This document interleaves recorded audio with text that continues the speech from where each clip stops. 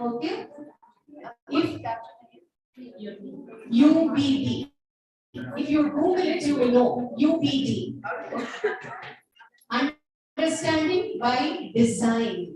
You are designing the understanding that goes into the student. It's a learner-based approach. Sairam Suhasini. The curriculum is designed backward, not from content. I don't want to give more detail, but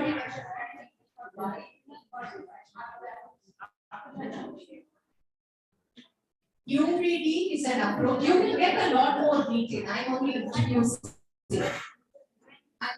Yes. So you are designing the curriculum backward, not content to assessment. It is assessment to content. If I want this assessment, how should my content be? That's why we said assessment will be very important. So it's a learner-based design. And the focus is not on teaching but on learning.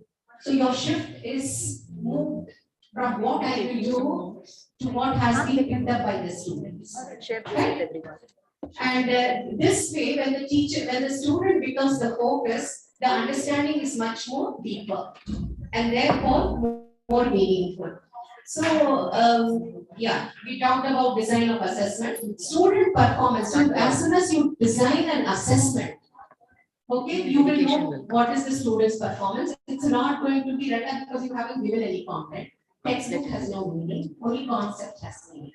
Okay, that's what answers your training. And the assessment is based on competency. It's not based on content so much, but more on competency.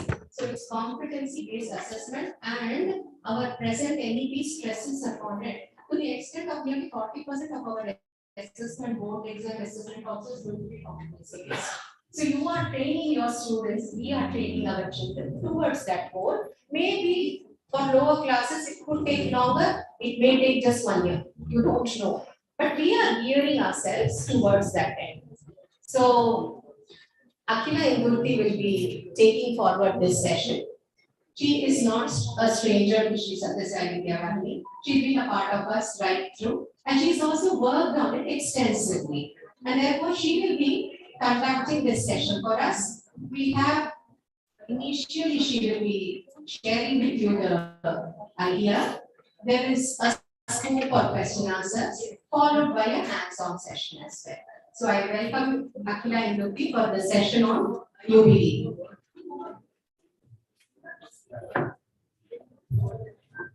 Om Shri Sairam.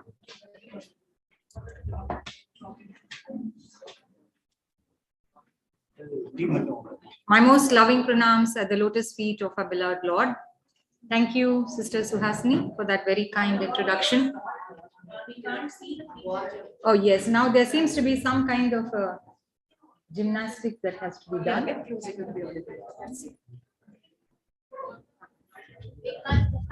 Do they want to come here and sit, so that would be like a nice cohesive group? There seems to be so. Ma'am, you take the mic in your hand.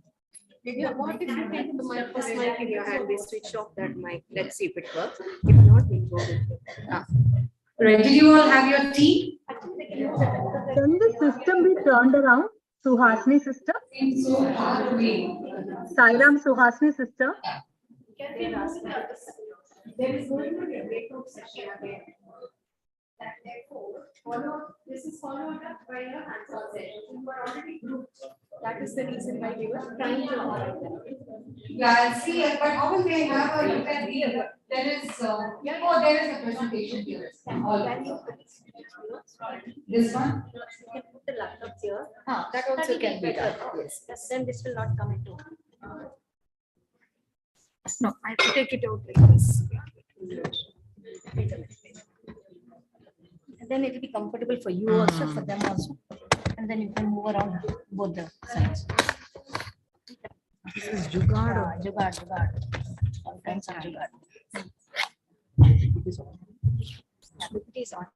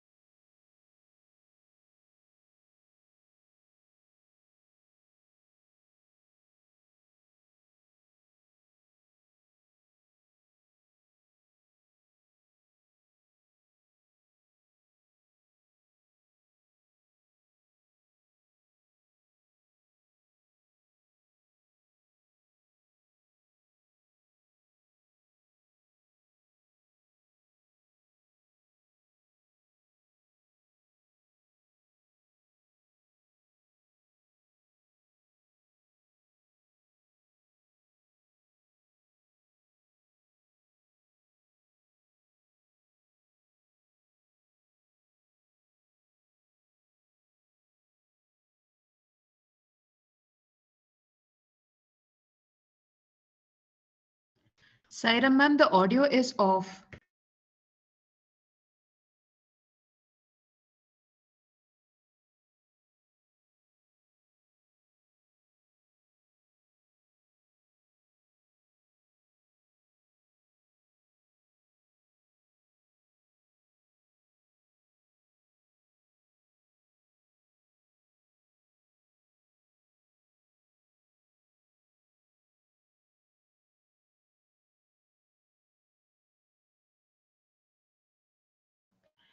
Saira ma'am, the audio is off.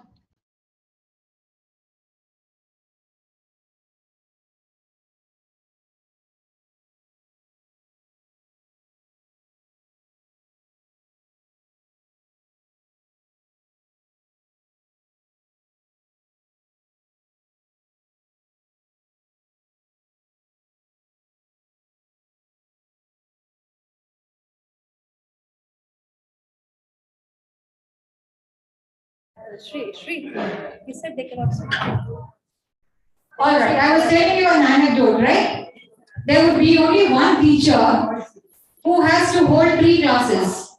And it would be class 1, class 2, and class 3. And it would be like this. Space is not a problem, you see, in the rural areas. And she would have to do something like this. So I think Swami, you see, always starts with this backward design.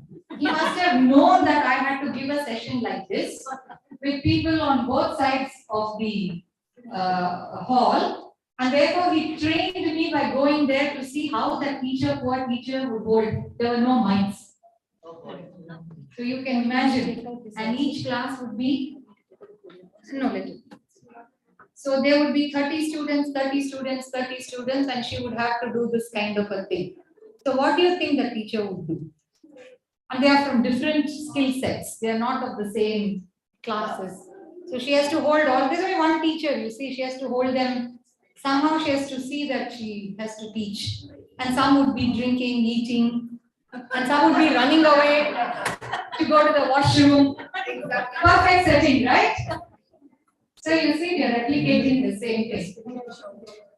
No, shouting is not going to, it wouldn't help, right?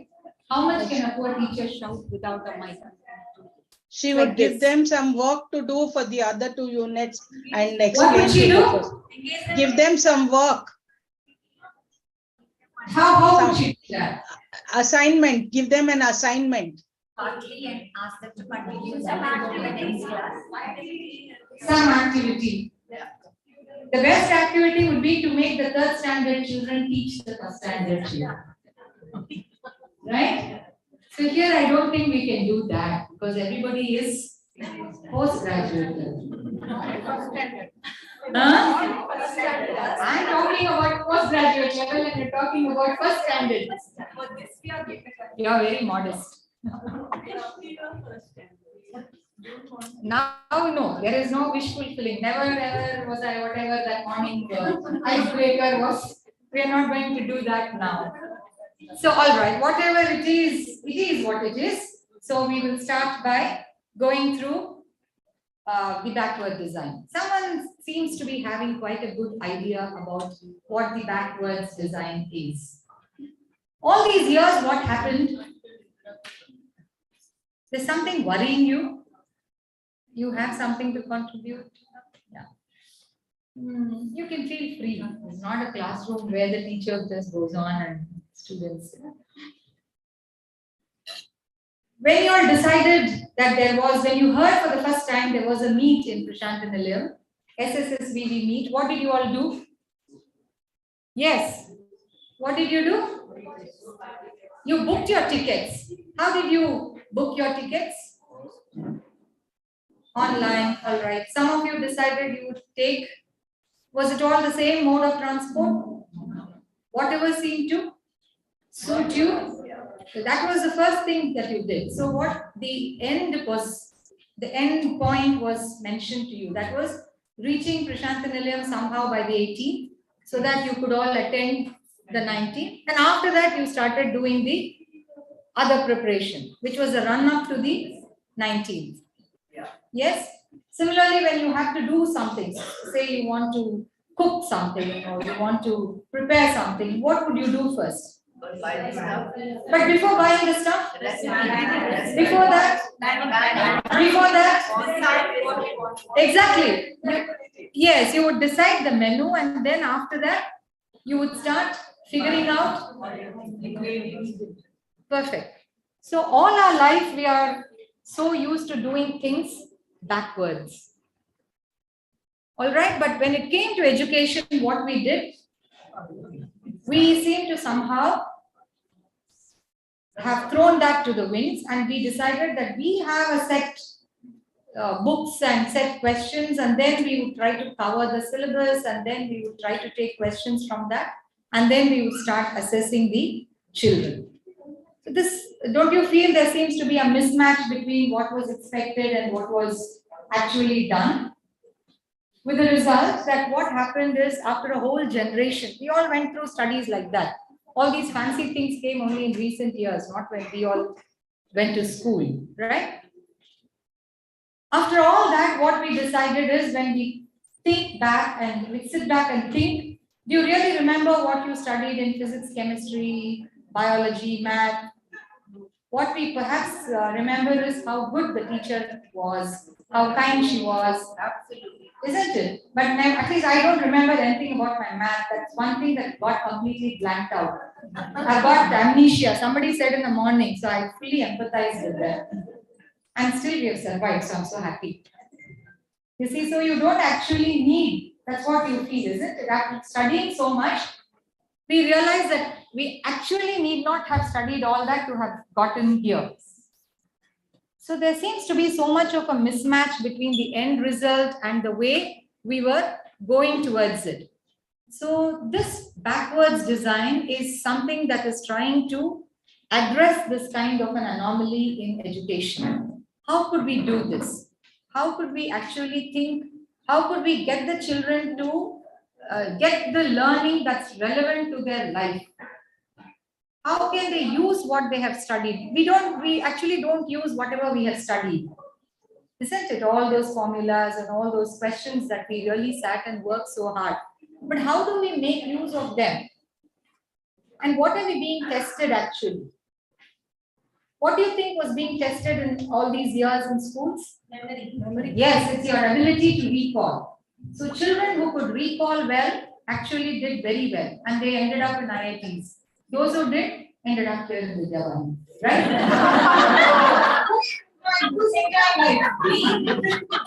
So it became a blessing in disguise, right? Thank God, isn't it? That's the point I'm trying to make. So whatever we had studied, yes? It's advantageous. Now, in spite of being very smart in IITs, if you have come here, then of course that's his grace. But he has somehow seen to it that he would take all of us who we thought wouldn't fit into the so-called la cream institutions of the world. Become IIT maker. If we follow you, BD. Yeah, all right.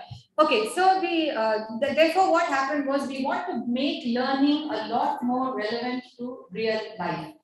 How can we do that? That's the question that's been there, not only in India, but in all parts of the world. All over the world, this is a burning problem. How do we make our children resilient? How do we make them fit for life? And how do we give them a learning which they can use in authentic situations? What is the authentic situation that they are going to face once they get out of schools? So with that in mind, what happened? There are many kinds of design programs that are coming up. Design thinking is something that is now catching up in a big way. Similarly, in the field of education also, we have design thinking, and that is there are two people, Professor Wiggins and Professor McTighe from Vanderbilt University. They collaborated and they did a lot of work in this field. Those of you who are into CPD, Continuous Professional Development, you will know about all these things and how this is what we need to use in the coming years. Now, the NEP, what is our immediate relevance of this to our program? The NEP talks so much about assessments. It talks about learning outcomes. It does not talk about the in-between. How do you do that? How do you do the, so they divide this particular design is called the backwards design. So usually what we do, we start by teaching a lesson We have some objective, we teach the lesson and then we do the assessment from whatever we have taught. But now there's a 360-degree kind of an approach where you are going to look at the assessments. First, you look at the learning outcome. Once you're clear about what you want the children to know and how you want them to use what they know, which is knowledge and skill. What is it that a child should know and how is it that a child should use what he knows? That's the learning outcome. So that is what we'll all sit and frame even in our, I think the previous exercise you began by doing something like that. So just see if whatever we are doing now matches. This is a little more an improvement on whatever was done. So we're building blocks. We're building the learning slowly, little by little, so that we become proficient. Never mind if you have doubts, because that's one thing that I want to tell you all, to feel at ease, comfortable. Don't get overwhelmed because all these things might look a little too heavy. So don't get overwhelmed. It's perfectly all right. But we will learn and we'll eventually get there, because that's how, as content creators, we are going to be using these things, these techniques in whatever we are going to create, if we want to be relevant. Yeah? So much of hard work each one is putting. This morning, Sister Karuna was saying how each one of you is putting in 5 hours, 6 hours of work. But that work cannot go waste. We can't just be doing something because we are at it. No, it should be precise. You can't keep digging holes in so many places if you want to get water. You need to dig deep in one place. So in order to make that very focused, very relevant, whatever we are going to create, we will be using all these things little by little in small doses, wherever it is comfortable for you and how much ever you can use them initially. All right. So this is trying to integrate the curriculum, the way it is going to be transacted, and also the assessment, how we are going to do the assessment in any discipline that we are going to take. How do we do this? It's called backwards because we're going to have the end in mind. What is it the child will know and how will he use what he knows? That's the end that we are going to have in mind. And basically, it is going to be the transfer of learning. That's a key word. These are words you keep hearing again and again. How is learning going to be transferred into a real life situation? How is a child going to use this?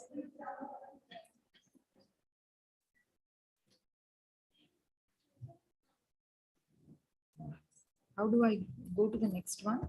Is it right or enough? Yeah, but it's not going. It's move. What's done?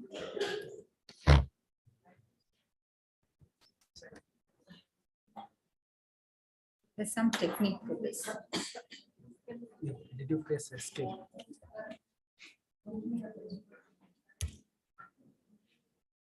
Got stuck, is it?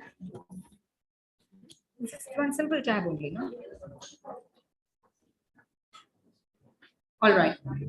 So to make the children's learning a lot better, we need to focus a lot on the formative assessments. That is how you are going to see, how do you know that they know? In simple words, that's the key word. How do you know that they know? Who are the they? And what is your role as a teacher? Yeah, you're facilitating whatever learning. Rather than the summative assessment, because right now it's all a high stakes exam, isn't it? Everybody is preparing for their board exam. It's all a high stakes exam. That is the summative which every school focuses on, and therefore you have the coaching culture that is so much prevalent. Slowly the NEP says we have to move away from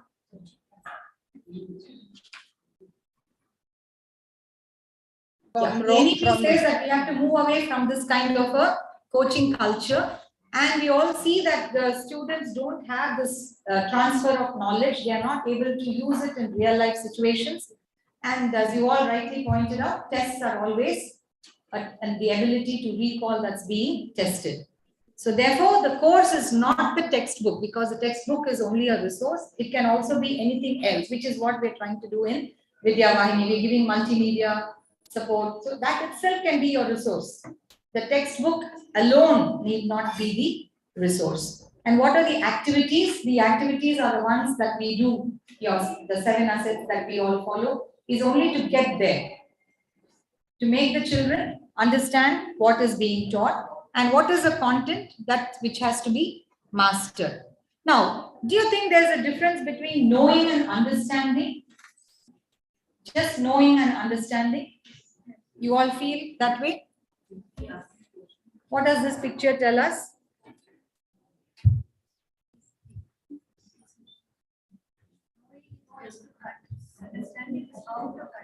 Huh. All right. But how is our learning so far?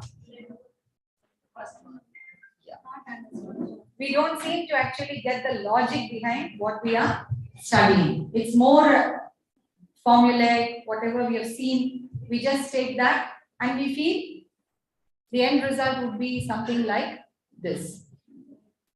Agreed? All of us are agreed on this, right?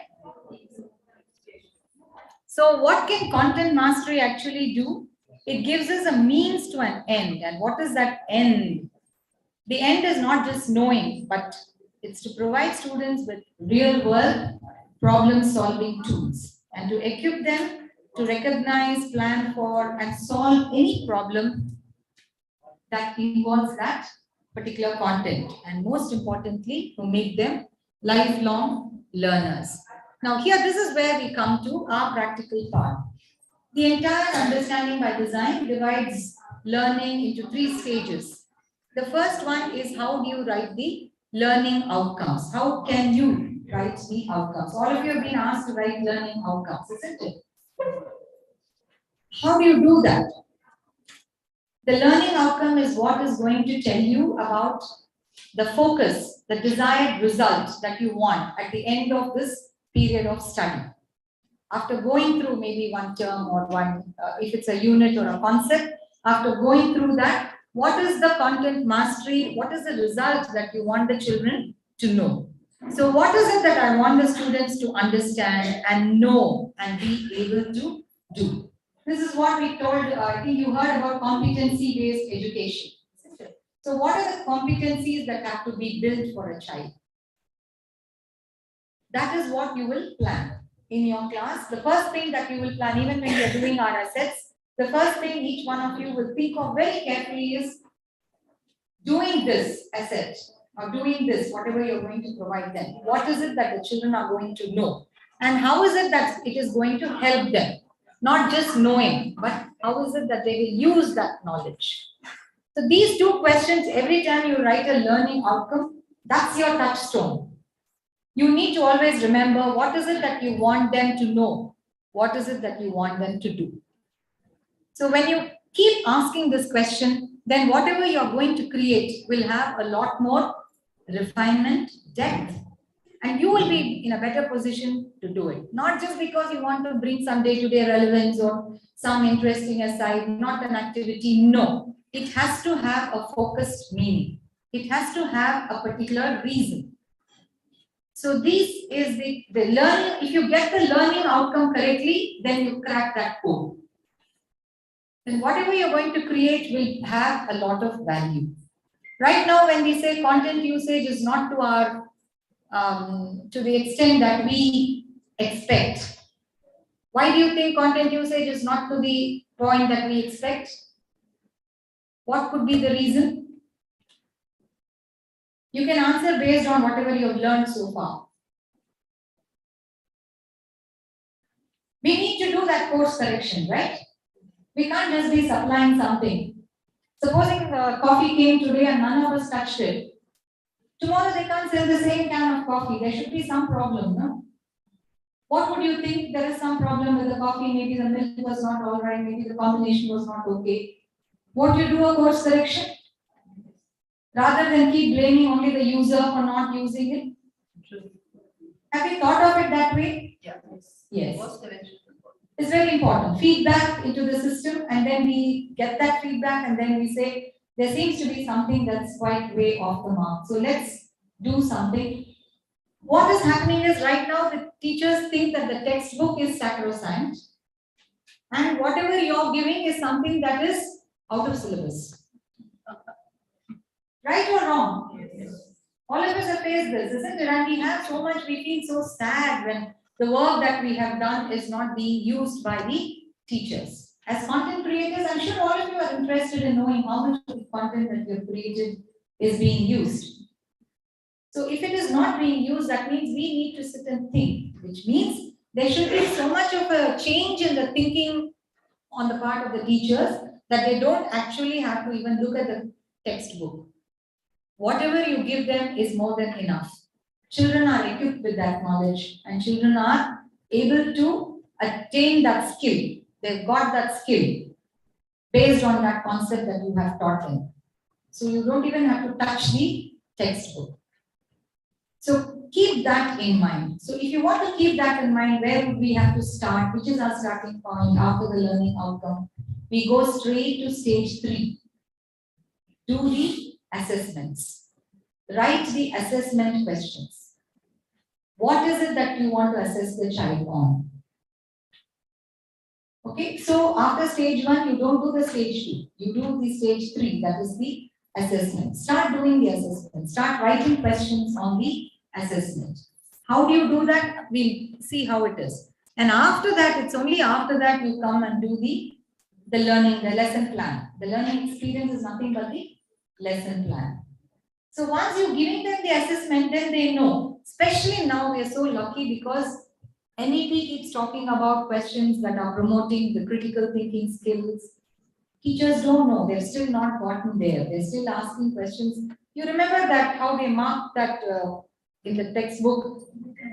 Yeah, they'll do this. And they'll say question 1. Next paragraph, question 2.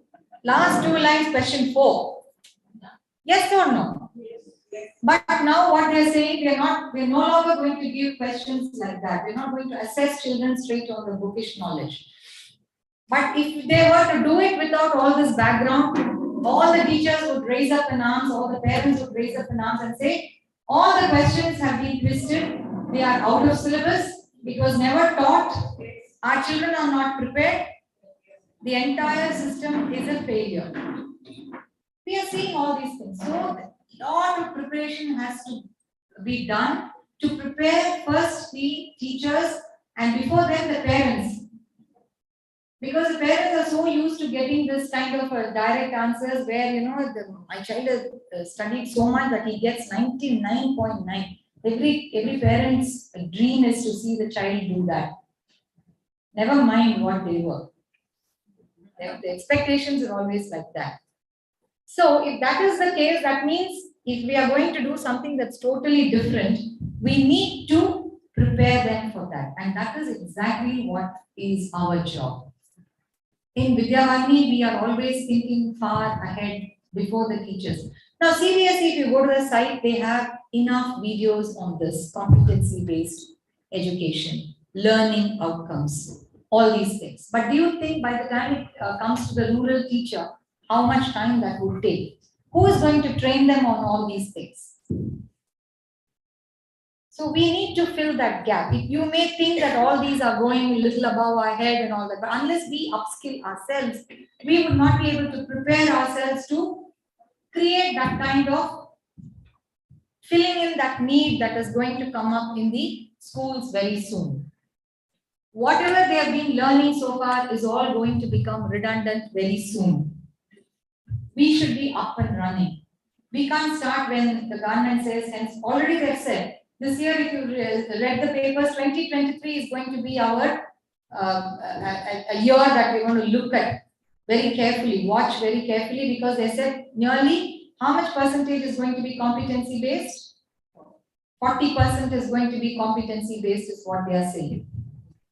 That's what the CBSE says. And once the CBSE does that, all the other state boards are going to follow suit. They can't remain. They can't remain behind. So it may be just a question of time. So we still have that much time to up ourselves, to bring ourselves up to that kind of speed.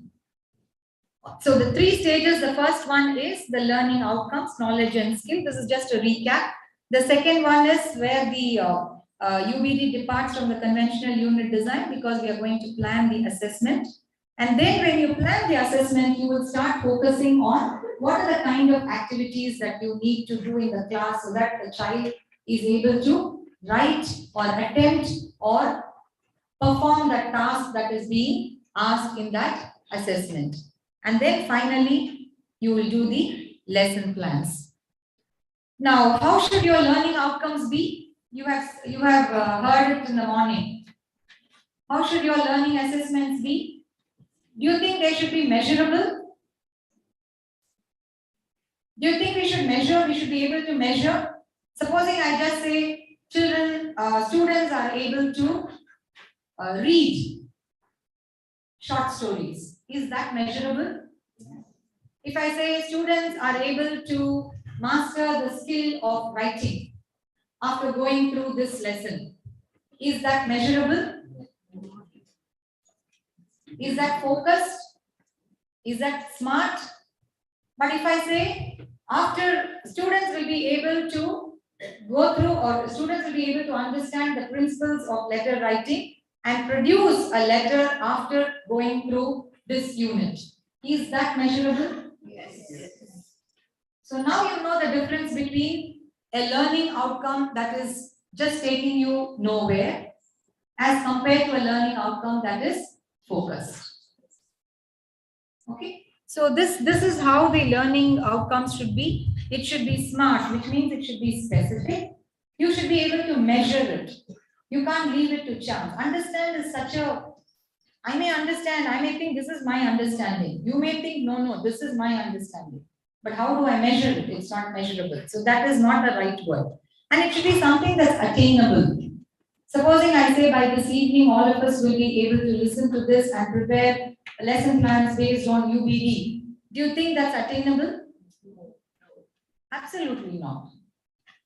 So it's not something that is attainable. We can't set unrealistic goals.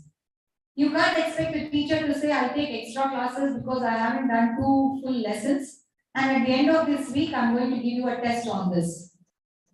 But isn't that what schools are doing? They would take extra classes because they have not finished the lessons. And then at the end of the week, they said you're going to have a test, or the quarterly or the half yearly or the term is going to come. Is that attainable? But isn't that what we are doing? So that is the reason why students have to run to tuition classes, because that teacher would have gone far ahead. See, it's such a vicious cycle. And at the end of it, what is it that they learned after the 10th standard or the 12th standard exam? Nothing would remain on their head. So therefore, it is not realistic, it is not tangible also. So your learning outcome should be meaningful, it should be measurable. Look at an example for a good learning outcome. Upon successful completion of this course, students should be able to demonstrate the ability to communicate effectively in both oral and written forms. That means you will be giving them some specific oral and some specific written assignment.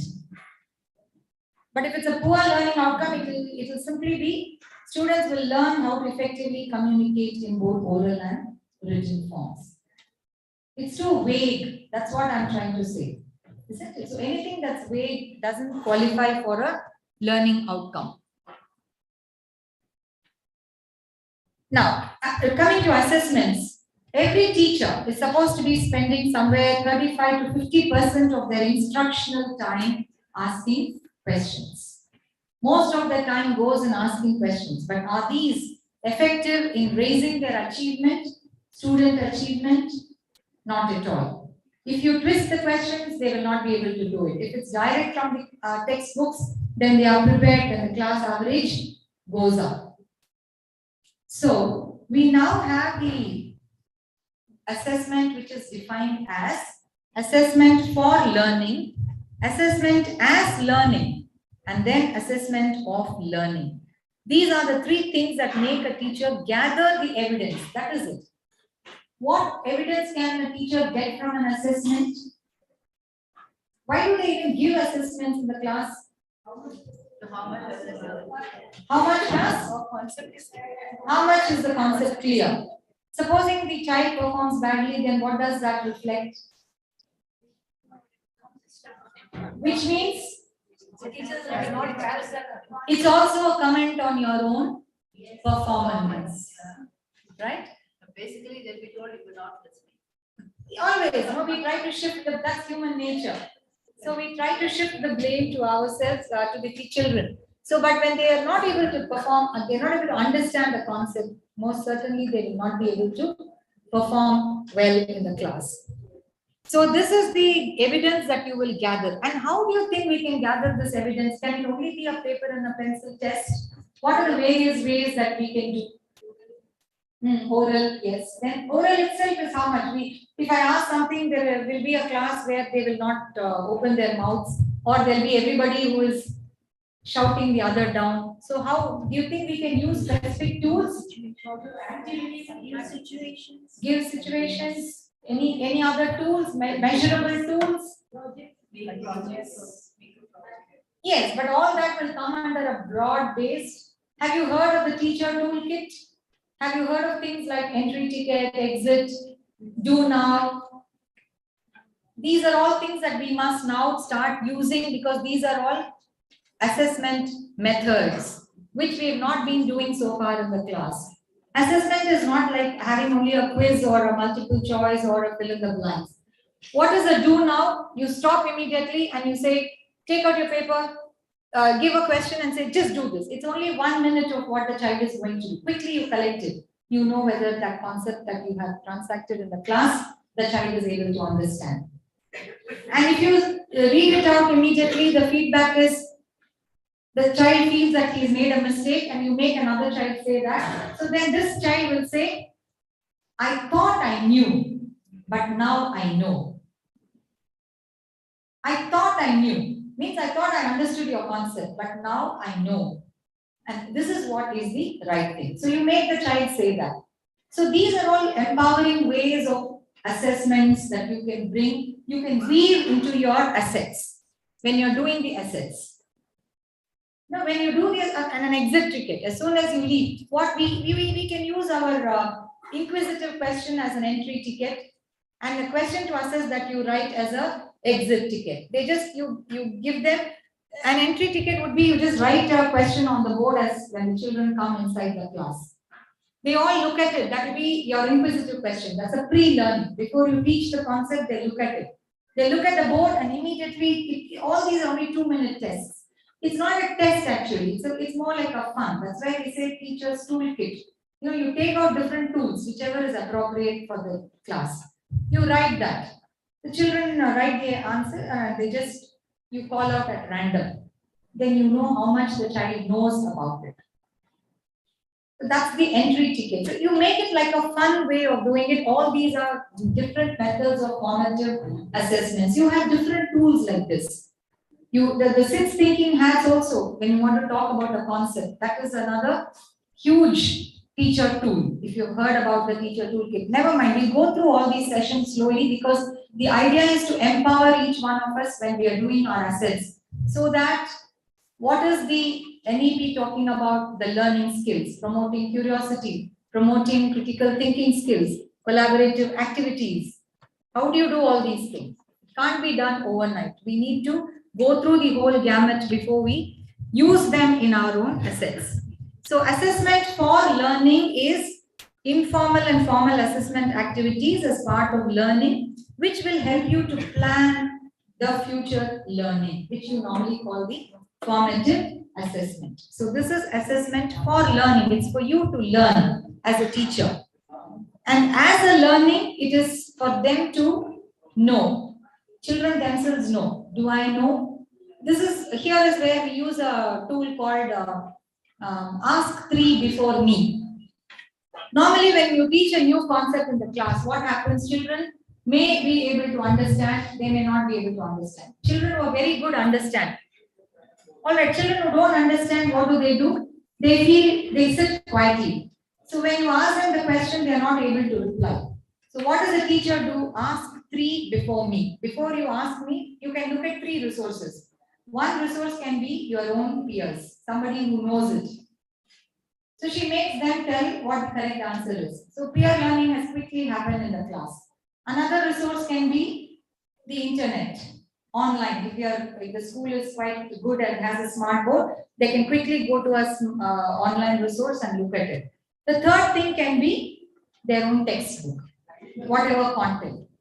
So once they look at it and then in spite of that they're not able to understand, they can ask the teacher that they've still not understood, so please explain it to me. So that's another fun way of getting the children to assess their own learning, self-assessment and reflection. And then comes, of course, the assessment of learning, which is the only thing that most schools concentrate on. That's the summative assessment. That's the clear pen and paper test, which they all do towards the end of the unit or the semester. But what is our goal? Our goal is to create authentic assessments. What do we mean by authentic assessments? Where we give performance tasks. Now, from now on, it will only be examples. So just in case all this was a little heavy for you, to make you understand, here are some examples. See, if you want to talk, if you're talking about time, time is a concept that you teach in schools. You could ask a question like this: how would life be different if we couldn't measure time? Children know, they are looking at smartwatches, they're looking at their clocks, they know how to measure time these days. So how would life be different if we couldn't measure time? So there, what are you doing? There is no direct answer. You're making children think based on the concept of time. But if we were doing the traditional method, we would say how many minutes are in an hour? How many hours are there in a day? Isn't that what teachers normally ask? Yeah? But the same question can be put like this. The one on the left is the authentic example for an assessment. In what way does art reflect as well as shape culture? Now the child has to think with reference to whatever the teacher has taught. It can be the Mughal period, it can be the Brahmani kingdom, the Vijayanagar kingdom, whatever in social studies you learn. He has to make use of what the teacher has taught in the class and answer this. In what way does art reflect as well as shape culture? But how do we ask questions? Describe the Vijayanagara kingdom. Somebody who can remember the dates can do it. Somebody who can't maybe will write all over his or her body. We've seen all that happening in schools. No? But what is it? Yeah.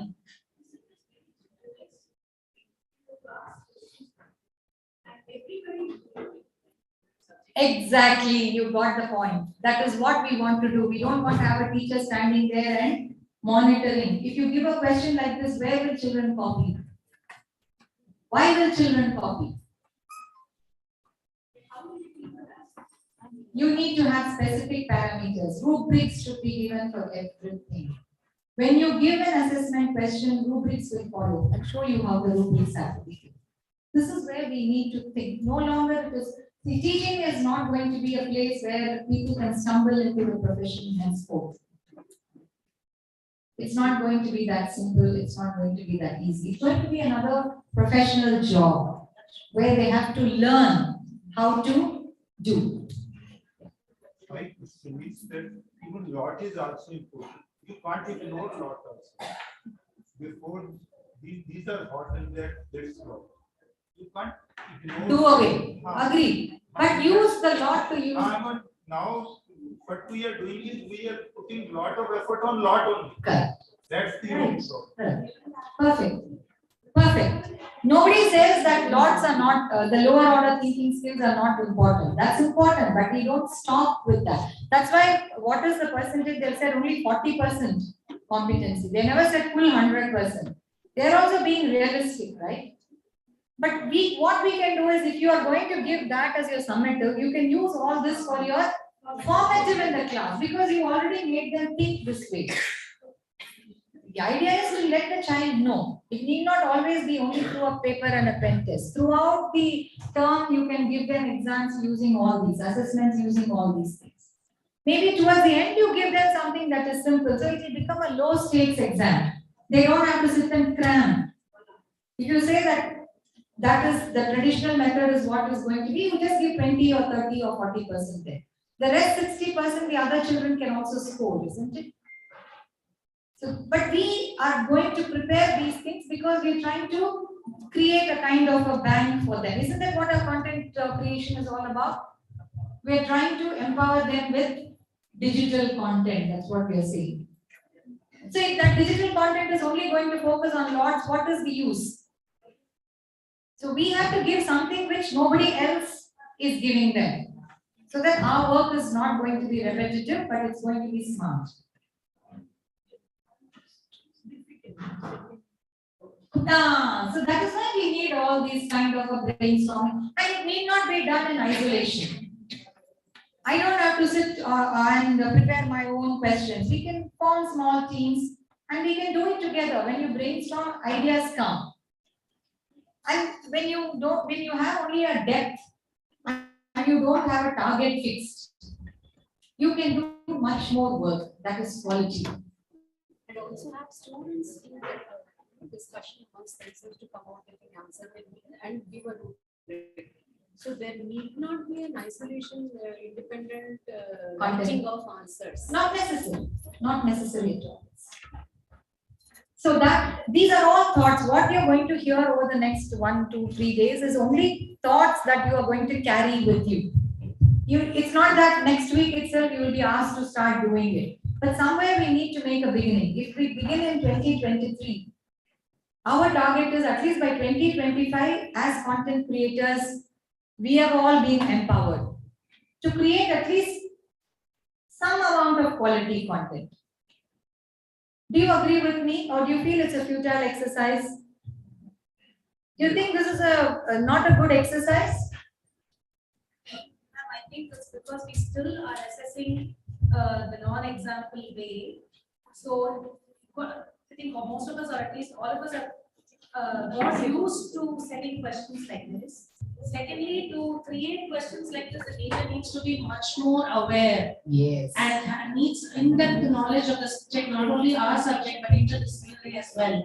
Because a child can just throw curveballs by giving us multiple perspectives. The children are much more well-read. Yes. So that's a challenge, and it's a little onerous on the teacher. So could be a little overwhelming in the beginning. Correct. But as you rightly said, these can be used as FAs with feedback. Slowly we build the knowledge base of the child. Yeah, can we have, she's also coming out with some good ideas, yes. So finally, when we give them questions like this, only because the board is prescribing this, and it's not fully changed, it's going to be very easy for the students. Correct. These are things that are going to be difficult for a teacher, but very interesting for the children. They would love to write answers like this. You don't have to study for your whole night, burn the midnight oil. But for that, the content creator has to be, teachers are not content creators, they are only consumers. Remember that. Yes, why should they sit and create the content? For that, you have curriculum designers, you have content creators, developers. So they don't have to sit. If you have signed up to be a content creator, that means you are going to put yourself in the shoes of a teacher who will be teaching a 21st century classroom. What about learning level? Level will be. These are just examples. According to that learning level only we have to give. See, the same question can be given to different children in different classes in a different way. Rubrics will change. It's not that we are going to, that's why we said it should be realistic. That smart, remember the learning outcome. It should be realistic. We should not do something that is totally off. A child who is only 5 years or 6 years, you should not give that child a question like that. So all these are our parameters which we have to keep in mind when we are creating the content. Only focus on quality content. What Satisai Vidyavani will be giving is going to be, even if we produce just on 2 concepts or 3 concepts, that should be something that nobody has come up with.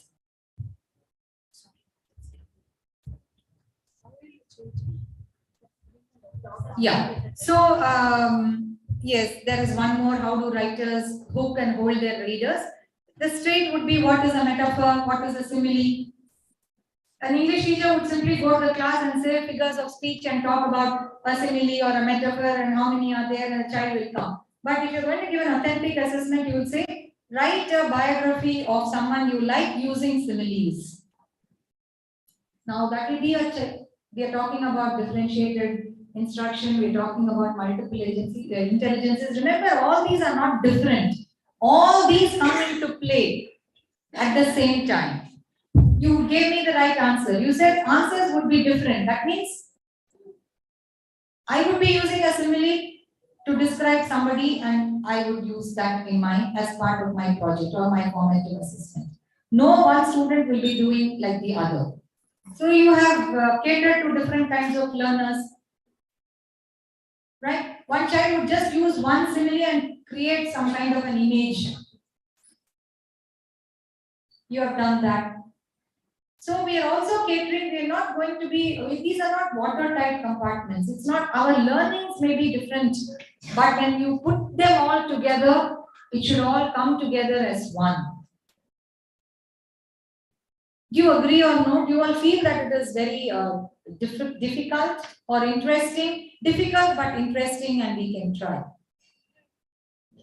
That's the spirit with which we need to. It's not going to be, let me also, from whatever we have been reading about the NEP or NCF, everything, it's not going to be for the chicken hearted. It's not, teaching is not a profession where people can stumble in. By 2030, believe me, unless they are really committed to the profession, we can't become teachers.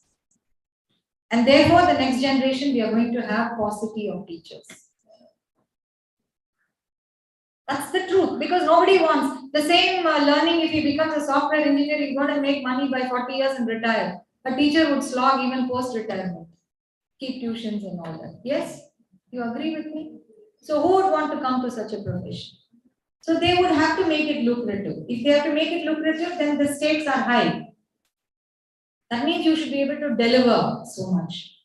So we are preparing ourselves to create that kind of a content which will not be redundant. Otherwise, you will be creating whatever we've been doing so far.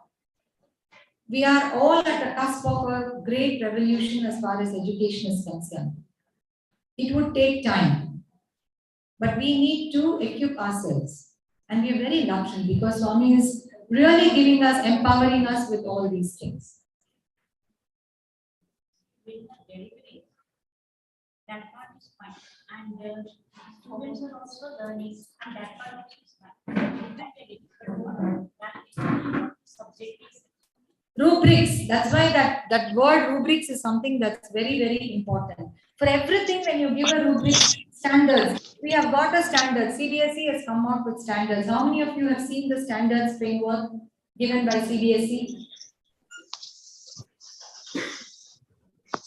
But assessment would be different, ma'am. It will not be difficult. Yes. So, like when some of the questions.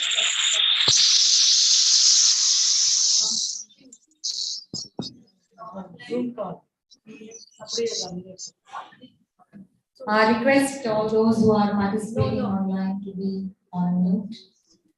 So what we would do is we'll say, it's a question like what we saw, art. How does art do? So there will be, when we create a blueprint, when we create an examination tool, even for when you have scaled up, we will say if the student gives any 4 points, we can give them marks. Okay, amongst ourselves, we will have 8 points or 10 points available there, and depending on how much the student is, so rubric, what he's talking about, becomes the base for assessing it, even on a very large scale. So it's a scalable option. Measurable, That's the scalable, yeah. But the teacher has to be, yeah. That's why that learning outcomes itself you tell. Smart, we have to work smart. Remember those specific, measurable, attainable, realistic, tangible. These are all things which we have to keep in mind. All this we keep in mind when we create the content. Few more examples. See, an example could be you're a scientist charged with designing an experiment to determine which brand of detergent best removes stains. Now, the teacher would have taught in chemistry all those where the chemicals which you use to remove stains, all those things. But the question will not be give the formula for blah, blah, blah, blah, or this plus this gives that equation, which is a formula. Yes, because we had to remember all that equations. Now you don't need that. You just have to remember what it is. So you have to create. You're designing your own brand of detergent. Many children will come out with out-of-the-box solutions. See, I disagree with that. A final exam in history with 50 multiple choice. There are multiple choice question also where creativity is there, where activity is there. Yeah, but where? What is it? Is it authentic? Is it going to be real life transfer? Simply asking them something that is See, going to be. What we have done is, what we have taken all the syllabus of CBSE. We have prepared 1,90,000 questions out of that syllabus. And that syllabus, we have given the rating to the questions. 2 rating, 3 rating, 4 rating, 5 ratings. Based on difficulty level. Based on difficulty level 2, 3, 4, and 5 is hot questions. Now we are teaching our children, teachers, that how can you make a 2 rating question to 5 ratings? But are there something, those questions which can be transferred to a real life situation? Will a child be able to use it in the world? Yes. Yes. Then fine, excellent. When I can show you that. Great. That is what we need now. We need those kind of questions for our rural schools, which is what we are aiming at. See, these are high-end schools which have all these things. But are they made available? Even what I have felt is that people are not understanding that what kind of problem is going to come to the teachers in 2030. So what I am doing is I am preparing my staff that later on they should not feel that they are now out. Correct. And right. For that they need to think about that how a simple question can be made tricky. Because naturally, in the coming years, MCQ is going to come. They are not having that expression or it will be short time because teachers are not interested in checking the copies. Correct. It's going to be all machine. Now technology, machine technology is going to. Perfect. So now, how to make a middle way between that? If we want to make our children scientists also, and we want that they should not go for cramming, and we want to give them MCQ, then this is the only solution that you make the change the form of the question, and now with each question we have to put the tag that whether it is of insightful nature or it is inspiring or it's enjoyable or it's participative. Then in blue taxonomy where this question is fitting. Likewise, we have given that 1,90,000 questions with some question with more than one keyword. Excellent. Good. So that's what that is exactly how we're trying to empower our content creators also to be. That's of no use.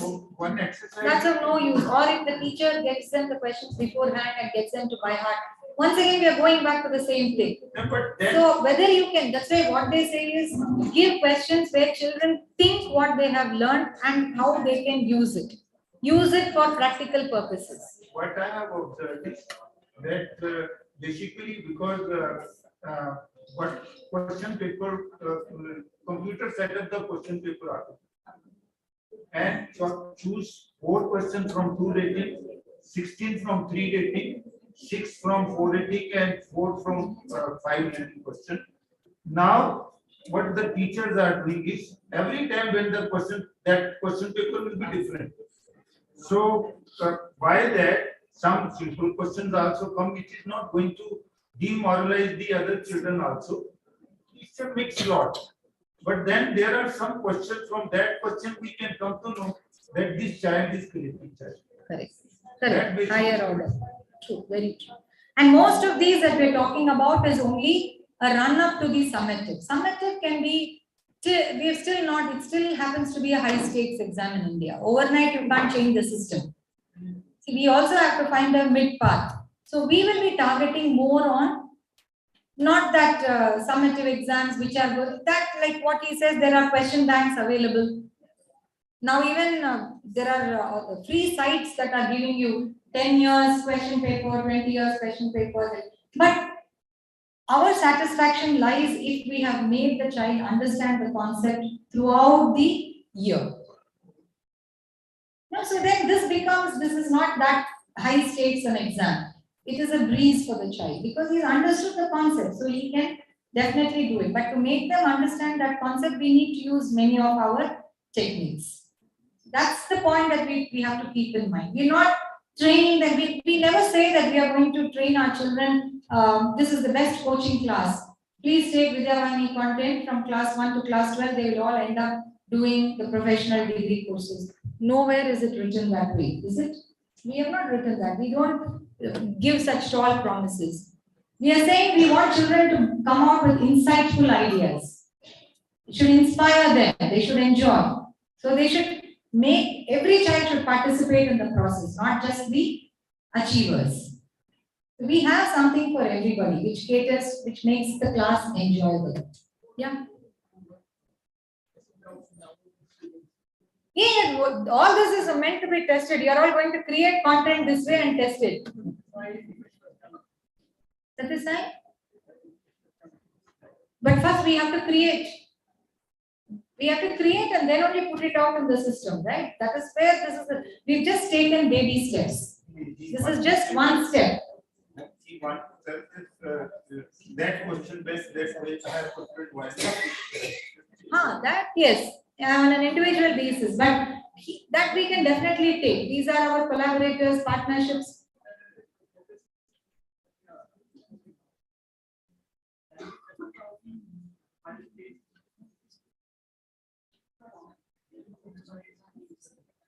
Yeah, if we create, we can definitely test it.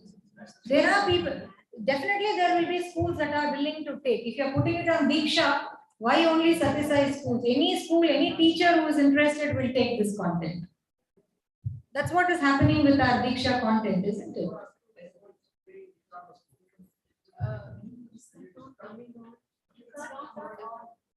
He says Ishwanama school.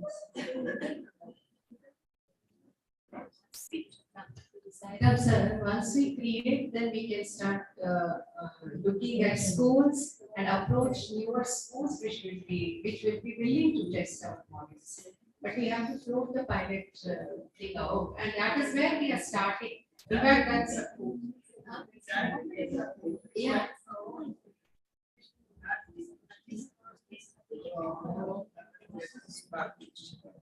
Definitely we'll do it. Let's all start after this whole program. Whatever you're going to learn different times.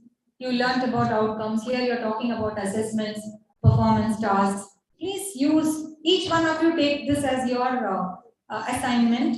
Try to create any topic, any concept. Try to create one authentic assessment. It's for your own, whether you're able to understand, whether you're able to do it that way, what knowledge a child, think of all those learning outcomes that we've spoken about. You can do it. And then we can see whether we can take it forward as a collaborative activity.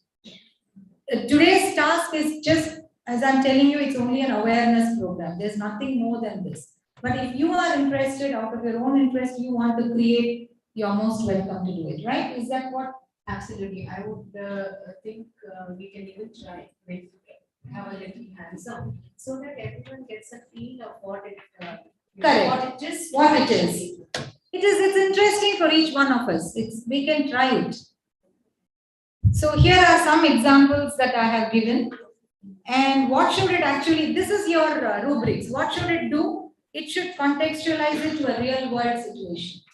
You should see to it that the question that you ask, that the questions that you want to assess, you must make it a real world authentic situation.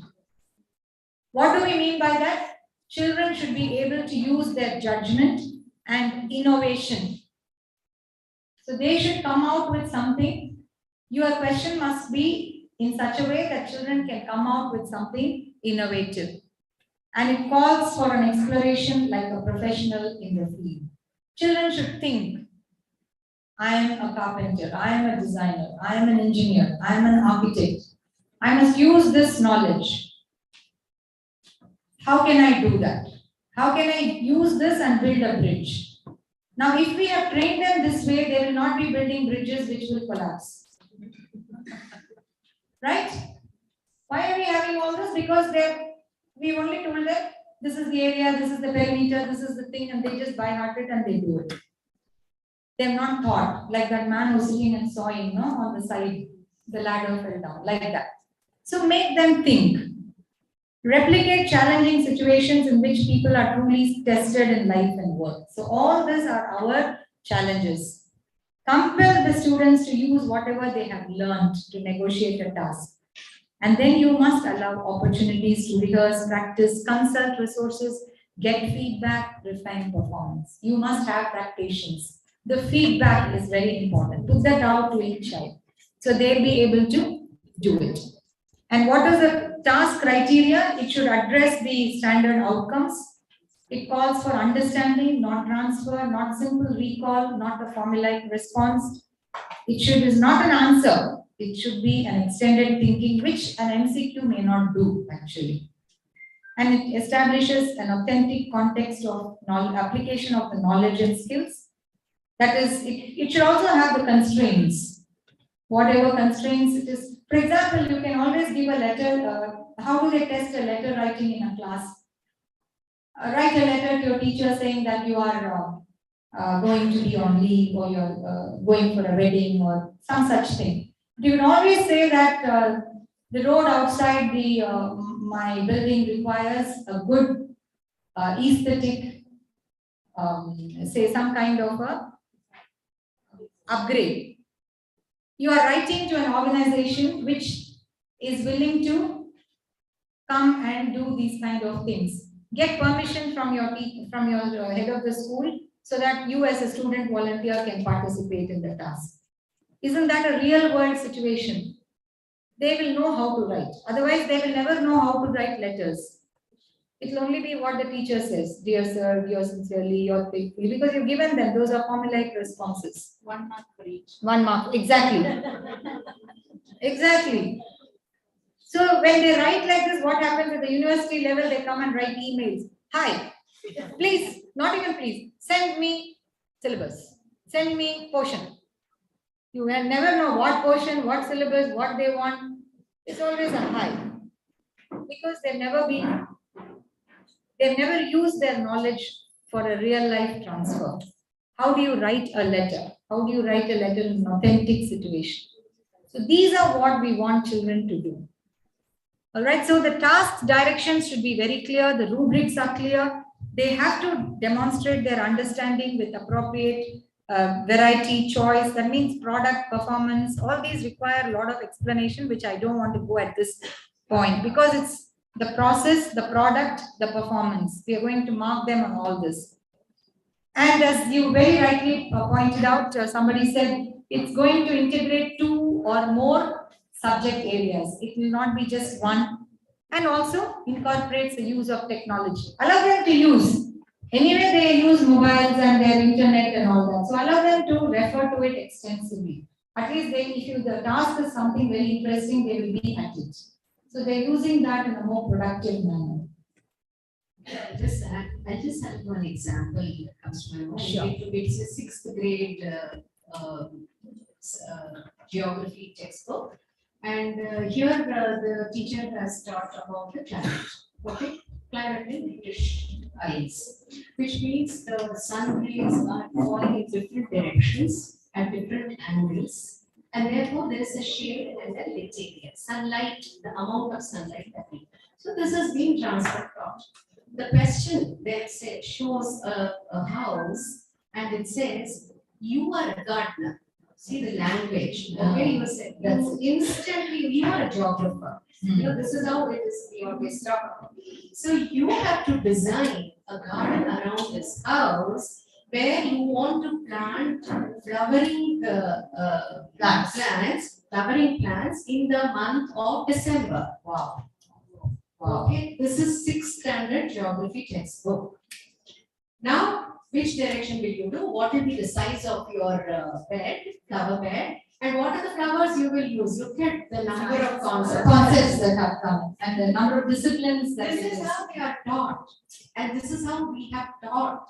So what happens? Look at the standard where there's our children are capable. We are not challenging them adequately. Yes. So we need to do, pull up the socks and Absolutely, absolutely.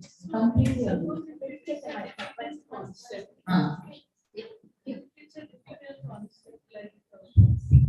Gravitation. Hmm. So now, so we will begin from PPD. How will She will do the assessment. She would have thought about what is the learning outcome. learning? Yeah, what is the learning outcome that you want? You want the children to understand the concept of Principles of gravitation. gravitation. Using the principles of gravitation, what is the activity that you can give the child? So that the assessment will be on the principles of gravitation. But the children do not know anything about gravitation. You will be teaching them in the, you would have written the assessment in your plan beforehand. But you will not tell the assessment first itself in the class. That's for you. You would have written the assessment. Based on the previous learning, we have to set the question. No. Sorry, no. We will teach the concept. Yes, you will go to the class and you will teach. But when you set the assessment, you will use whatever assessment you already formulated to give them. So to them, it will be new.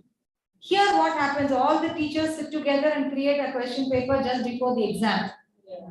Here what happens, before the start of the year, the teachers would have sat and created the assessment, and then they go back to their classes and start the learning plans based on whatever you are going to assess them. And then towards the end of the term, you will pull out that assessment and give it to them. They can't hear. So the question and the Yeah, answer. the question was that if it is a principle, how do you do how does the backwards design work? Do you go and assess the children immediately without teaching? No. As content creators, you would create the assessment and create the content for it. You will put out that content and then give them that appropriate assessment. But you would have already created it in your lesson. Before you create the lesson plans, you would have created the assessment. Do you understand that? So it's not direct questioning. We have to begin with twisted questioning. What you call twisted is what they call critical thinking. or Application oriented. knowledge where we should put it. It should not be classroom content and only classroom knowledge, what we call bookish. For example, one more example. Yes.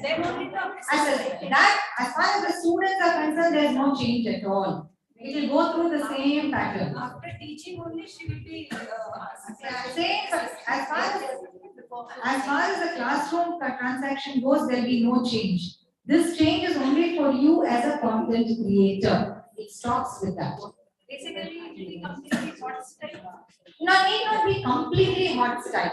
But from class 1, if you trigger the thought in that process, at least by the time they come to 10th standard, you would have taken them somewhere. Like the example given by Sister Suhasini is for class 6. Think like a geographer. Think like, now for example, if it's, look at this question. Your school has got a student as part of a student exchange program. You are in charge of planning a 2-day itinerary for the visitor.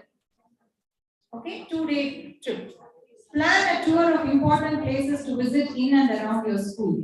Prepare a written tour itinerary. Include details of history, geography, economy of the place.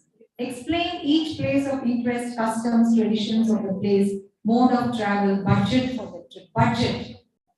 All this the child has to prepare. It is not an assessment as a pen and paper. It can be like each one give them as a project for them to do at the end of a history lesson.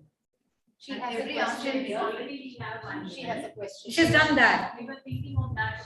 Excellent. You started. Civilizations of the world. Yes. So if you are a person. Please come here. Please come here. Please come here. 1 minute. She had a question. Yeah. You can ask. Excuse me now. Saira, actually, the same questions that you were talking about, the critical analytic questions, were already there in Vidyavihar also. I taught in Sri Sathya Sai Vidyavihar Visakhapatnam for class 10 students. And we had all these questions that you're talking about. And the question bank is also available. And I taught in ISC, ICSE schools for 25 years. And there we had all critical analytical questions which are already there. So it's not that the children are facing them new, or it is not that they do not know, maybe because you're saying rural schools. So we can take those questions and, include the value-based education. That is what we are trying to do in Vidya Vahini, isn't it? That we have to add values along with the questions which are available online, and then give them another set of, assessments are already there. Every day we do these learning outcomes. Learning outcomes have been incorporated even earlier. And I've been teaching for the past 27 years. So these questions are all there. That's why I just thought I have to ask and relate them. Excellent. But what are we creating and who is our target audience? Ma'am, actually, I feel personally, that's what I didn't understand all the way, like I thought I should find out. What exactly are we supposed to do? How many of us know the vision and the mission statement of Vidya Vahini? We go back to the basic question. So What are I we haven't doing in Vidya created any Vahini? content as yet. Just for today only I've come, and then, I'm just doing, we have done all these questions in Vidya Vahini. Is Vidya Vihar a representative of this country, madam? No, but then I'm not talking about the representative. No, we are not catering to the elite schools. I began my whatever I started by saying that we are not at all talking about the schools that are doing. Schools like Bharatputta Sir's school, schools like your Vidya Vihar, they are all the cream. We are talking about the nth learner in this country who does not have the wherewithal to So learn. what I feel is, if the questions which are already there can be Feel taken, and then we can include the values in it, and then give them the content. But we are using this question in our Vidya Vahini. I am using it in Darwa also, in Dharamshala also, wherever. And it is our made question. It is not taken from somewhere else. Correct. We have made it Authentic. and the number is not so less. 1,90,000 questions. Excellent, excellent. We can make use What of has it. happened is, sir, it is confined to certain schools and some pockets. It has not gone in. And secondly, what Akhila is talking about right now is a design, which means start with questions, create content which will make the students meet those questions, not as questions, not for exams, not for, the idea here is IIEP 4C, the learner for life. That is the idea. Agreed. But then there should be amalgamation of the two. Na? We can't isolate the child that he will not be preparing for the exam. Oh, but we never said that. If both the things are served. Yeah, we've never said that, sir. So please, I never started by saying only we have to focus on this.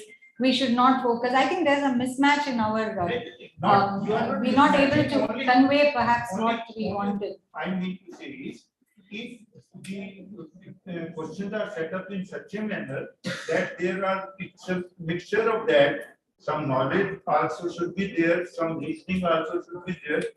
I mean, what we can do is, but this is what my personal request is. If any of the schools is willing to join hand with us, we can give them the data. We don't mind that. It's basically for Vidya Vahini school, we'll not be charging anything from them. No, definitely, sir, but it doesn't work in isolation. After you mix a lot of other things and you make your content pretty wholesome. खाली questions transfer नहीं होगा, teachers का teaching approach भी transfer होना पड़ेगा. There are so many things that. Basically, as Sai Baba says, as will be the tank, so will be the tax. So we are at first stage that we are preparing our teachers so that they may be able to make themselves equipped with that, how to make a ordinary question into a hard question. That's what So for that, the effort is going on. At present, we don't say that if we are all of the 1,90,000 questions are not out, but a part of that is what, and the process is going on. That how can we make a simple question? This is the process. The summative assessments we are not at all talking about. We are only talking about how to improve the understanding of the children in concepts. But then through this also, through this activity, we will be making that. Yes, sir, but how many here know that your school has got and you are going to give? It's a collaborative activity where we want to include all the content creators. Everybody is offering collective to Swami. Sir. Agreed, that's what I am telling So you. simply- Whatever we have already done, they can go further for that. Huh?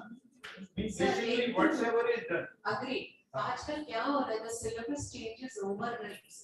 Books, textbooks सब change हो रहा है. And good part of the site, this is the website.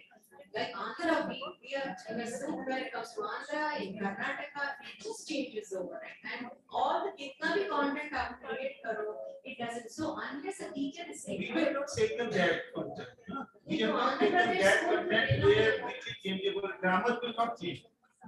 Grammar will not change. Math will not change. I mean, basically, the idea is that we have taken that very content which we feel that that person will not change with the change of book. This is what we have done. Yeah, thanks. I'm not even disputing that many schools in this country are very good. Many people are doing it already. Many schools are the forerunners of this great revolution.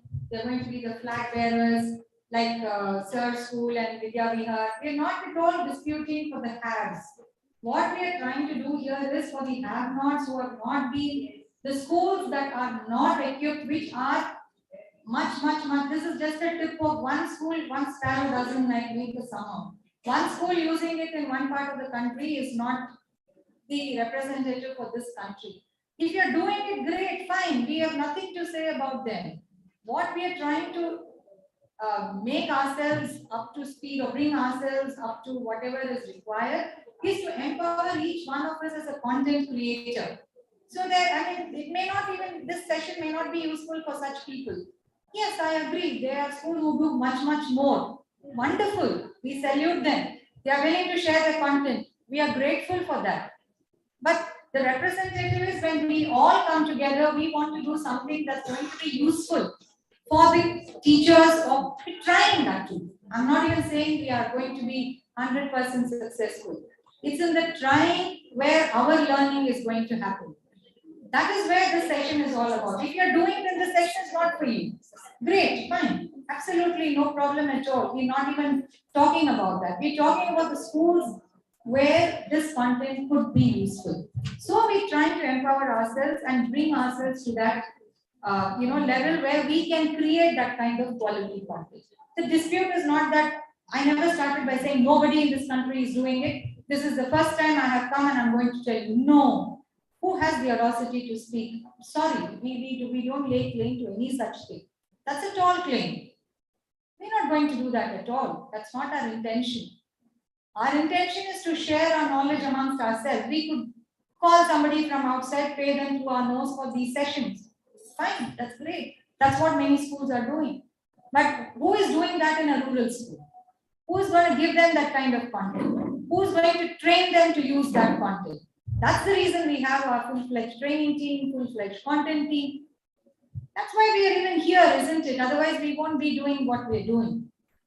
Am I able to convey that correctly to each one of you? For those who are doing, we have nothing to say. We are grateful.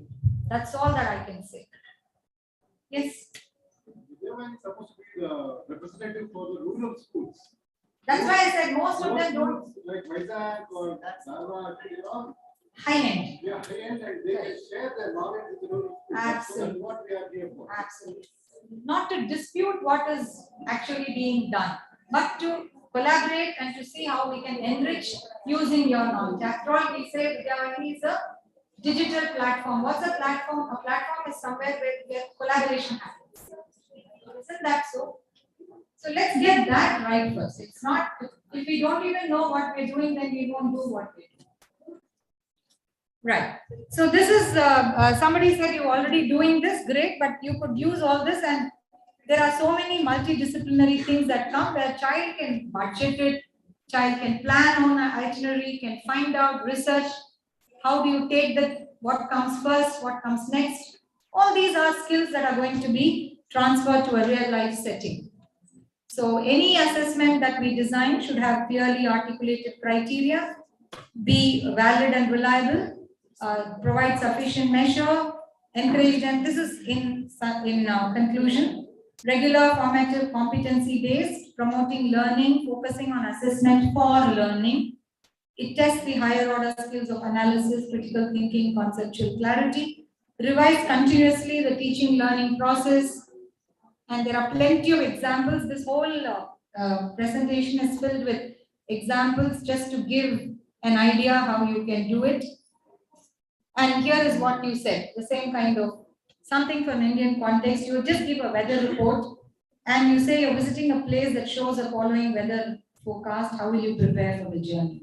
Rather than ask a straight question as what are the characteristics of a sunny weather or a rainy season. Instead of doing that, you give something like this and make them, it's an application oriented question. So we're just trying to nudge our thinking towards these. Here is another one. You've been asked to provide a blueprint for rain harvesting in your school. You will study how to design a simple rain harvesting system. So much of research has to be done by the child. He has to go and ask for information, look for it on the net. You will share it at a national environmental awareness conference, educate visitors about water conservation. Not only will you be doing, you will also be presenting it. Products in this task include an oral presentation, flyer, and a prototype. And you give rubrics for each activity. Similarly, on light waves, different kinds of things, kinetic energy. So here the task includes models, multimedia presentation, virtual field trip. And then if you're talking about natural habitats, you say you are a zookeeper. And that's another thing, you start with an imperative word straight away. You are a zookeeper, you are a geographer. You start in that kind of a language. You will choose 2 animals to add to your zoo. You will create 2 habitats that showcase your knowledge of what the animals need to survive in the wild, including natural habitats, food, whether they are group or solitary animals. These are your key questions for the child to think. Child should think on these. So when your concept, a question like this, which you have to create this question as our first task, task number 1. Then what will happen? You will think, okay, what should I do? How should I create my content so that my child is able to answer that question? So it's a backward design of thinking. Only for the creators. For the students, it doesn't make a difference. Neither, in fact, even to a teacher, content is provided. For them also it doesn't exact. The only person to whom it makes a difference is the one who's creating or designing the content. Okay, so to reach there, what should I give? So content follows assessment, not in the sense of verbal communication, but actually. Now what do? We create content and ask based. Because I was given, I asked based on that question. Is that concept clear to everybody now? These examples should be able to give you this. So when you're giving so many tips, that means what should you create the content? All this should be part of the lesson plan. So that the child will think of all this, put them all together and write one answer. That's the way it has to be done. Similarly, for social studies, I'll leave this presentation is already there. This will be shared with all of you. So you can go through the examples at leisure. Explore ways to earn and save money. The children will learn how to budget, how to spend. They'll understand the difference between wants and needs. See, you don't have to give a value content separately. When you give a question like wants and needs, the child will know what is a want and what is a need. This is another thing. You don't have to go on your face and tell a value. Whatever we are creating can be value based in a very subtle manner. Today, every school touts itself as a provider of value based education, whatever that may mean. Right? And then, of course, comes math. When we teach shapes and sizes, normally the question will be what are the characteristics of a rhombus, of a polygon, of a rectangle, or what is an area, what's a perimeter, things like that, questions based on that. But you could say you have to paint or provide a carpet to redecorate a room in a student's home, and it is in this shape. So how will you do it? So there are so many things that the child has to think which formula to use. You're not giving a direct question. You're trying to make them reach there. So similarly about fuel expenses, everything like this, percentage, decimals. I'm not going into each question. I've given you at least 100 different examples from different subjects. That's for you to act as a, some kind of a nudge, a prompt for you to create your content when you're going to do it eventually. Science, math, and here the sample rubric is also given. This is how we need to plan a rubric each time a question is given. So you know exactly what it is that you're going to assess. This is how will a child make a bookcase. And the question is so innovative. You make the child think. These are things that they would love to do. Children love to do it. So first they create a blueprint on how to create a bookcase. And you give them the dimensions. And then they would be able to do it.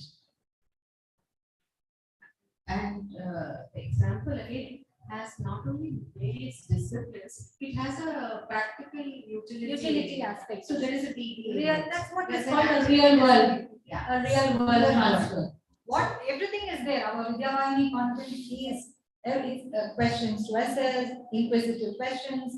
All these are there, but we are going to use it in the manner that is we're putting them all together in one, bringing them all together. That's all that we are doing. So what does an authentic task do? It lays less emphasis on assessing what is easily measured and more emphasis on what is more highly valued, not just measured but valued. And here it assesses, you can see where the emphasis is. It's on rich, well-structured knowledge, scientific understanding and reasoning, what students do understand. You assess their achievement and opportunity to learn. The process, the answers that they give, remember, may not be perfect. It's the process to reach, whether they are following the correct footsteps. I mean, those steps that you have taught in the class, are they following that step by step? Are they able to reach where they have to? So all those matter, the process, not just the product. And here we are only going to, we're not going to focus much on end-term assessments because for that we have question banks and summative assessments are there. But this is more for a throughout the year concept learning.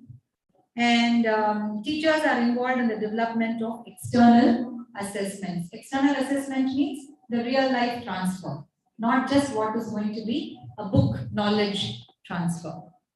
So traditional tasks, you select a response, multiple choices you give, they select a response. But an authentic, they have to perform a task. This is contrived, this is real life. Here it's only recall and recognition, whereas it is construction and application. Teacher structured, here it is student structured, and in an authentic task, it's a direct evidence. And I'm ending this session with a summative assessment. What is it that they have to do for summative? We are not going there as yet. We are only bothered about the series of formative assessments. So please don't get us wrong. Tomorrow night, we're not closing shop for our end-term exams. That's not going to happen. It will take years of unlearning in our, that's why the different C's that we will be talking about, how to target the parents, how do you, they have to be first taken into confidence. So all these changes will happen very, very slowly. And for to just help you all to create assessments, here are Bloom's taxonomy questions based on different levels. What should the STEM be? So if we give you the STEM, it would be easy for you to take it forward based on the concept. So it's more like a ready reckoner for the different kinds of levels of Bloom's taxonomy. So these are the questions. If this is the way you write, then you would be reaching that different level. So this would be more like a ready reckoner for all of you. You can make use of it. So with that we come to the end of this presentation.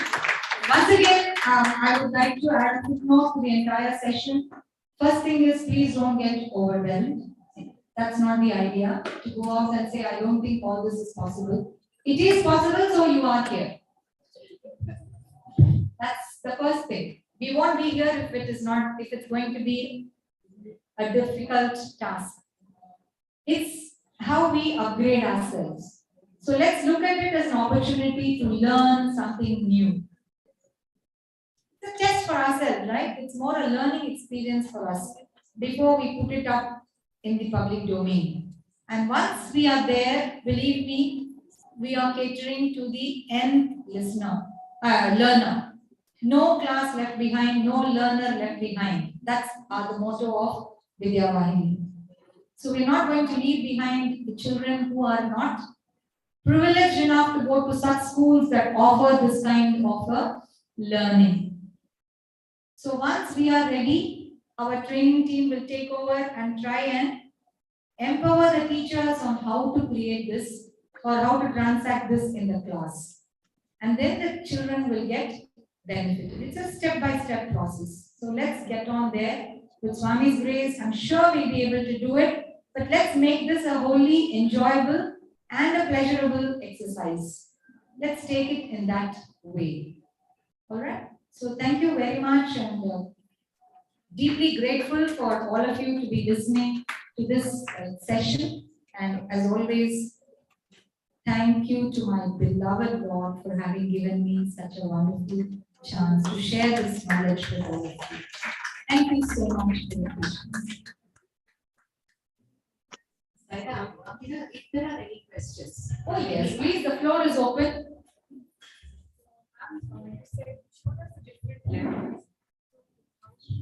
When should we gradually go from level 1 to level 5 or 6? Every assessment Here, that here, you do here. can have a Yeah, mixture. It can have a mix of everything. One here, one there, one catering to the most creative learner. So even in the initial stages of. Oh yes, oh yes, oh yes. And it's also the ability of the creator to think that way. See, some of us, it will take time for us to go to that creative application, applying creative level, creating level. So we can also get there step by step. But for some questions also lend themselves to, some concepts lend themselves to a higher order very quickly. So when you think that way, Whenever yeah, it fits and you put it. So there's no actual one size fits all kind of a program. It doesn't work that way. Some concepts do lend themselves, some concepts don't. Some creators can think of higher learning skills immediately, some may not. Some may collaborate and come up with something, that's also fine. So all permutations and combinations.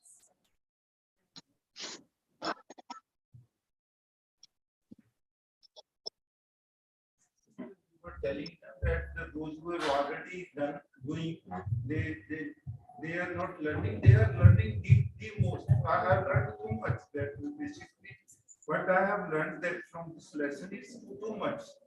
I am going to implement your suggestions to whatsoever we are already doing. And always it is whatsoever workshop we attend, we reciprocate to the same workshop in our school after going from here. And it is really wonderful exercise done by they have to learn for that kind of school which you are too much for that. actually implementation today and now. Because we have all these groups with assessment questions with a very long list which you have put subject wise. Definitely everybody has got this started thinking. How are we going to put some different question? Okay, how are we going to plan out any activity leading us to this particular kind of assessment question? That's the whole idea. To stir the pot all the time. The idea was that whatsoever we have already done, it is because of this only. So what we want is use it. Whatsoever we have done, we are ready to share with all schools. All the schools are ours. Basically, it's not like that. Anyone can use it. True, very true.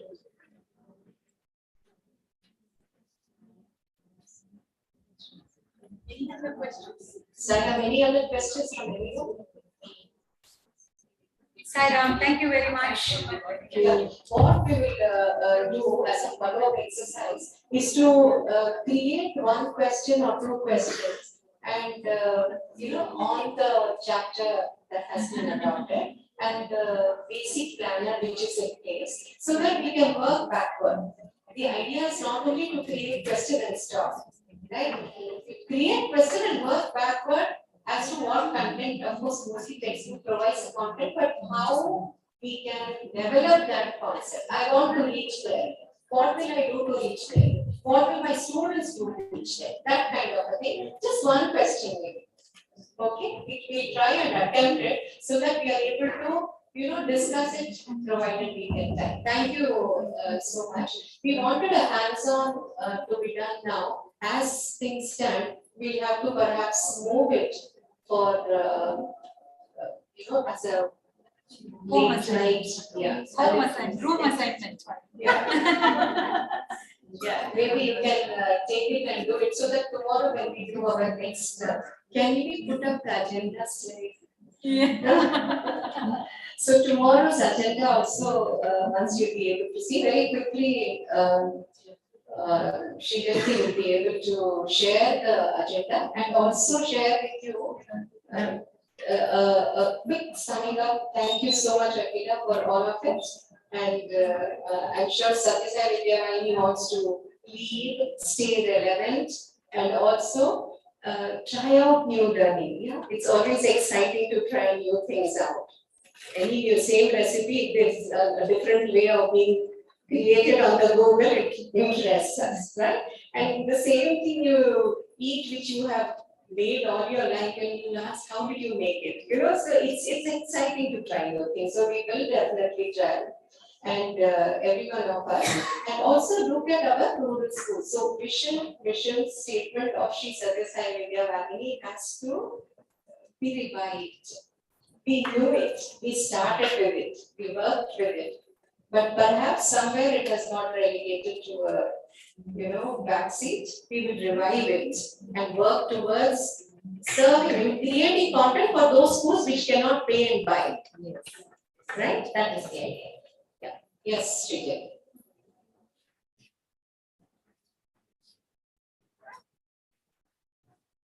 Salam, first of all, deep gratitude to Swami for sending Akila sister today amidst us to give us this, share this knowledge about the UBD way. So now we have heard the UBD way. So how are we going to implement it immediately? By design. I hope, and please correct me if I understood it wrongly. So what is the, so we have to first think of the learning outcome, right? So we have to think of the learning outcome, then have evidence. Develop evidence means how do I know that I have achieved that? Then we think of ways of going about it. So let me do one small exercise. What is the learning outcome of this particular day's agenda? What is the learning outcome of this particular day's agenda?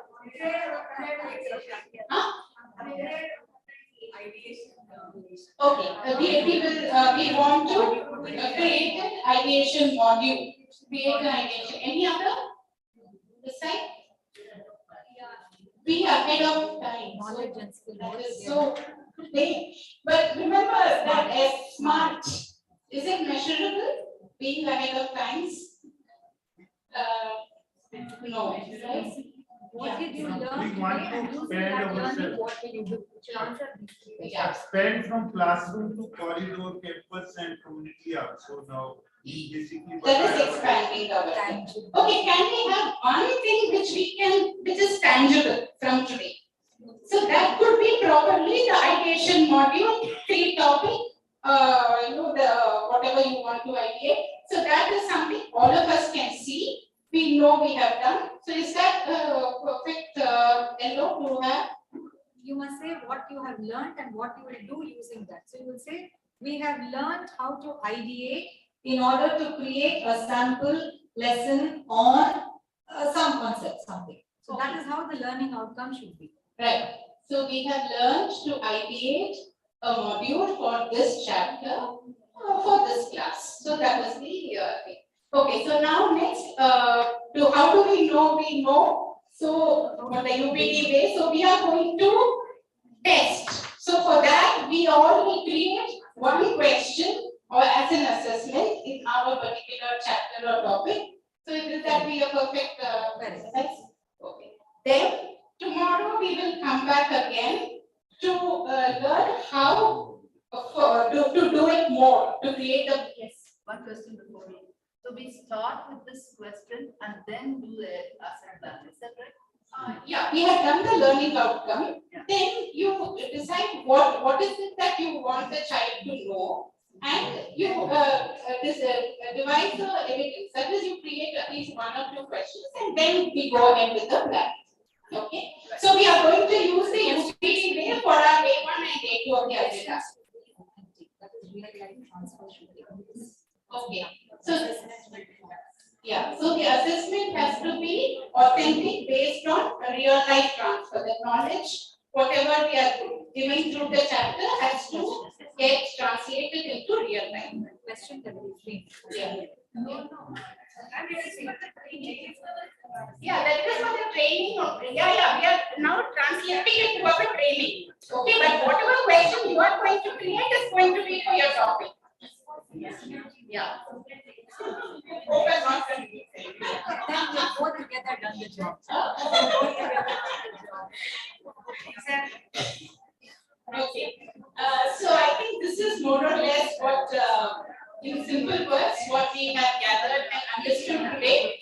So I hope we are all going back much clearer with why we are doing what we are doing, right? So with this, I think we can close.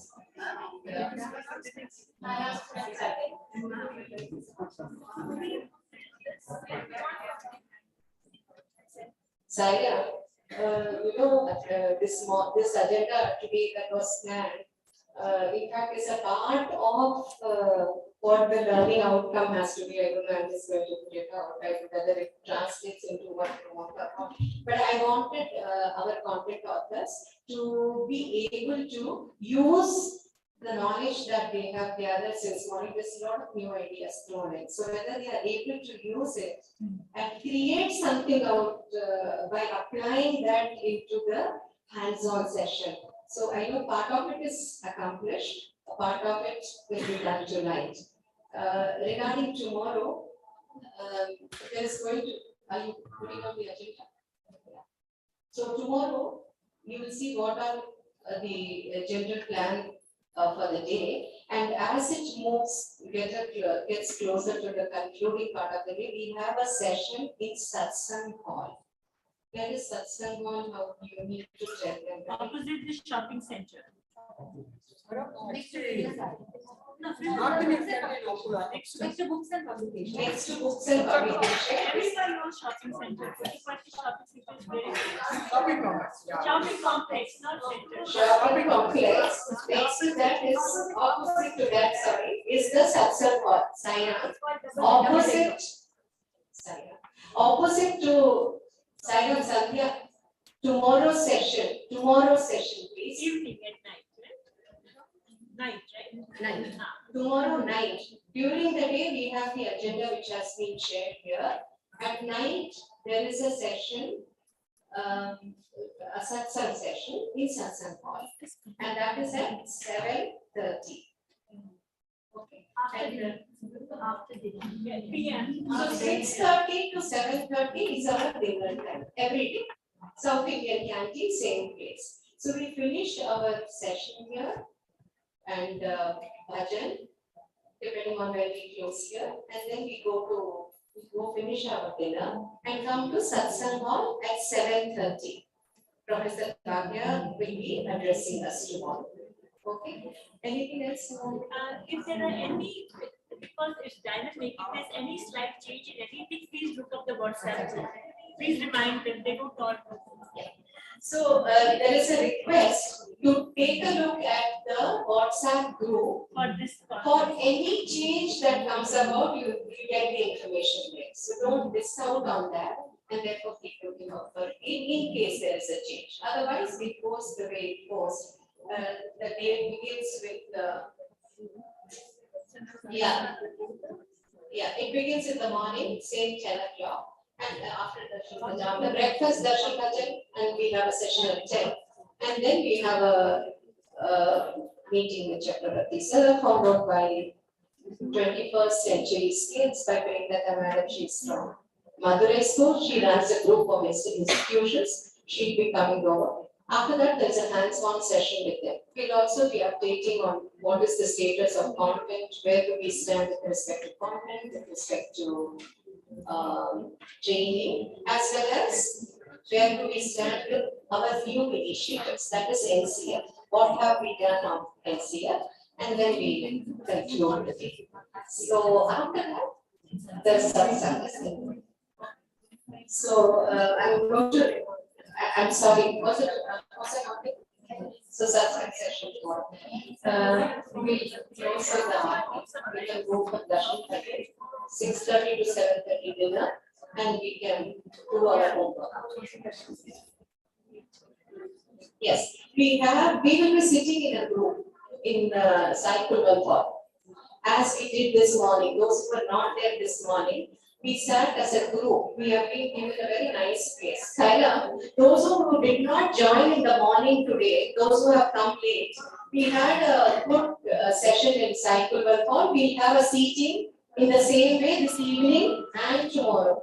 So please join there as a group. But they prefer us to be there just before starting off bhajan, as early as so that we are not walking in front